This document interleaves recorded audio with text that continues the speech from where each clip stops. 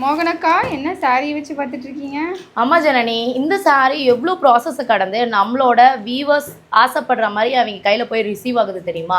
So இந்த சாரிக்கே ஒரு நல்ல த்ரெட்டை செலக்ட் பண்ணணும். அந்த த்ரெட்டை செலக்ட் பண்ணி அது கோன் பிடிக்கணும். அந்த கோன்லேருந்து அடுத்த ப்ராசஸ் பார்த்திங்கன்னா பாவு ரெடி பண்ணணும். அந்த பாவெல்லாம் புனைச்சி தறிக்காரங்க அதை சாரியாக ஒரு ப்ராசஸ் கொடுக்கணும். சொல்லப்போனால் ஒரு மதர் அவங்க பேபி வயிற்றுல இருந்து அது டெலிவரி ஆகிற வரையிலுமே எவ்வளோ ஒரு ரிஸ்க்கான இது தானையா. ஸோ அது மாதிரியே தான் இந்த எல்லா சாரீஸுமே நான் உழவருக்கு அடுத்தபடியாக நம்மளோட நெசவாளர்களை தான் நாம் வச்சு பார்க்குறோங்க. ஏன்னு கேட்டிங்கன்னா அவங்களோட ஒவ்வொரு கடினமான உழைப்பு தான் இந்த ஒரு சாரீ.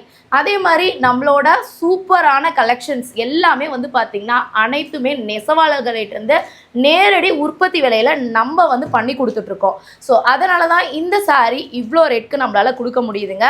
ஸோ ஒரு சாரியை நீங்கள் எவ்வளோ வேல்யூபிளாக பார்க்குறீங்களோ இல்லையோ, ஒரு சாரீ வாங்குறது மூலிமா ஒரு நெசவாளர்களுக்கு நீங்கள் ஹெல்ப் பண்ணுற மாதிரி தான் இருக்குங்க.